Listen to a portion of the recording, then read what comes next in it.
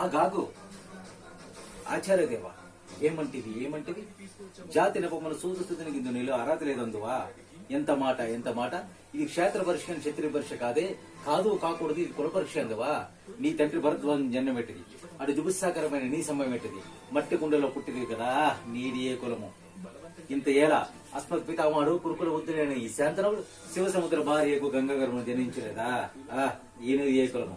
నాతో చెప్పింది మా వంశానికి మూల పురుషుడైన వశిష్ఠుడు దేవవైశకు ఊరుసుల పుత్రుడు కాదా.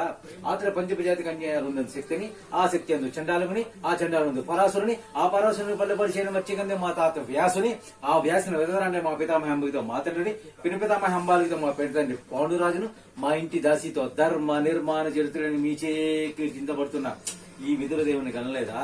సందర్భానుసారాలను బట్టి క్షేత్ర బీజ ప్రాధాన్యత సంకరమైన మా కులవంశము ఏనాడో కులహీనమైనది కాగా నేడు కులము అను వ్యర్థవాదనలు ఎందుకు.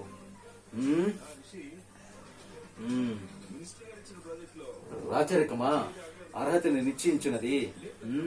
అటులైన మా సామ్రాజ్యమున సస్యశ్యామలమై సంపద విరాజితమై వద్దిల్లు అంగరాజ్యముగితిని ఇప్పుడే మూర్తావసిద్ధుని గావించున్నాను. సోదరా దుశ్శాసన అనర్గ నవరత్న శక్తి కిరీటమును వేగముగా గైకునము. మామ గాంధార్వ సార్వభౌమ సురిచిత మణిమయ మండిత సువర్ణ శివాసనము తెప్పింపడు. పరిజనులారా పుణ్య భాగీరథిత మిమ్మల్ని అందుకున్నాడు. కళ్యాణ భట్టులారా మంగళ తుర్యమును సుస్సర్వంగా మోగినుడు. 100 మాగులారా కన్న మహారాజుని కైవారము గావింపడు. పుణ్యాంగులారా ఈ రాధేశుతునికి పాలబాగున కస్తూరి తిలకము తీర్చిదిద్ది బహుజన సుకృతి పరిపాట సౌలభ్త సహజ కవచ కర్ష వైడూర్య ప్రభావతులు వాంఛన చెలరేక వీరగంధం విదుల్పుడు.